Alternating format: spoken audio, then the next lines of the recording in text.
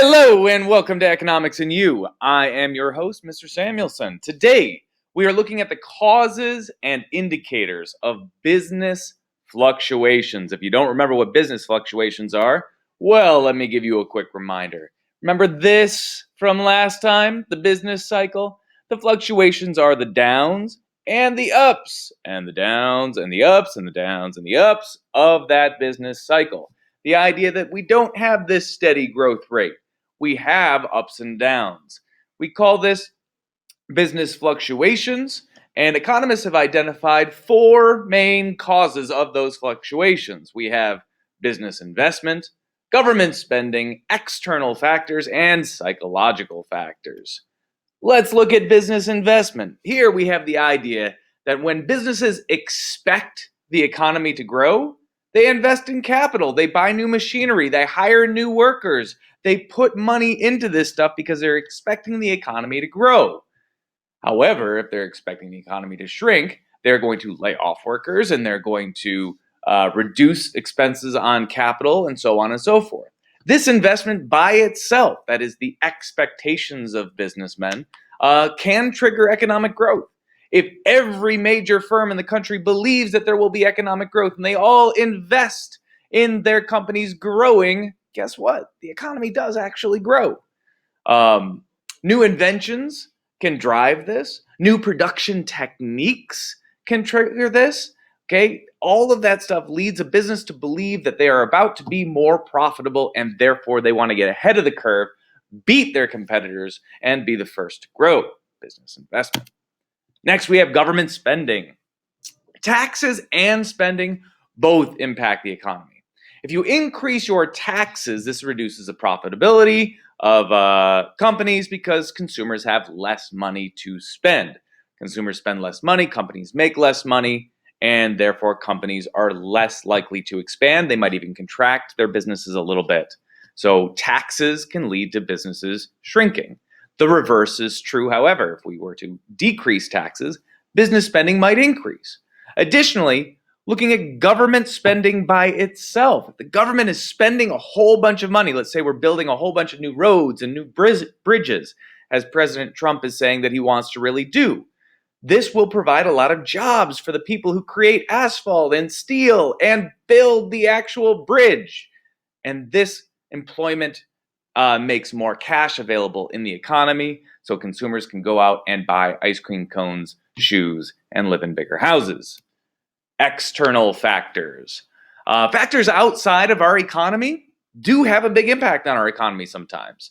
If we have a major foreign war in another country and they supply the United States with either a raw material or a finished product, then our ability to sell or build products based upon that nation's economy will impact us. That's just one way that this happens.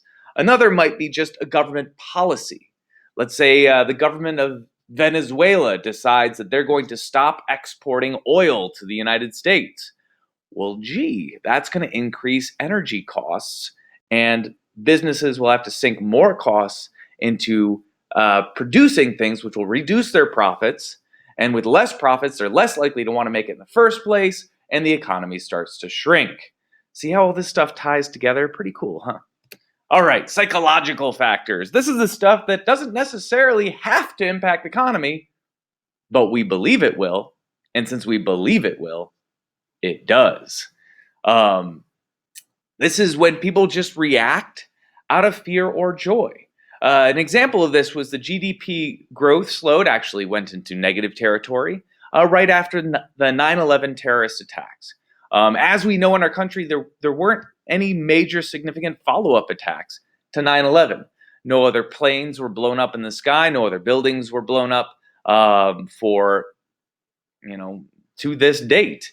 And yet people were panicked and believed that this would. They believed that there was another attack imminent. It was going to happen any day now. And we thought, well, any week now. And then we thought, any month now, any year now. And now, we don't live in fear of this anymore. But for a while in 2001, people did not want to leave their homes. And I mean like their home cities. They didn't want to travel. They definitely didn't want to get on an airplane. And it caused, or was at least part of, a significant decline in GDP that year. It was already on its way down, so we can't blame all of this on 9/11, but certainly some of this was triggered by those 9/11 terrorist attacks. All right, so economic indicators. What do these businesses and governments and economists study when they try to decide what the economy is going to do? What are they looking at when they're trying to predict the future? Well, they study these things called economic indicators. These statistics include a whole bunch of things, not just the three that I've listed there, but we'll get to them in just a moment. However, for your own personal sake, you may want to pay attention to your own allowance if you get allowance. If it's going down, you might have some negative trending economic indicators in your family. All right, leading indicators. Leading indicators are what businesses want to watch. This is what is going to tell a business whether or not the economy is growing and they want to invest in capital, or whether it's shrinking and they want to start saving up their money for the rainy days that are sure to come. These leading indicators show how the economy will move. Is it going up? Is it going down? Do we want to invest or do we want to save? These are studied by all major businesses, economists, and the government, and they include things like the real money supply. How much money is there in the economy? Average weekly manufacturing hours. That is, how much are people devoting time toward creating things? All the way down the list, we have interest rates, we have new orders for consumer goods. Okay, that is, how much are people placing orders for things that they want to buy in the future? All the way down through this list.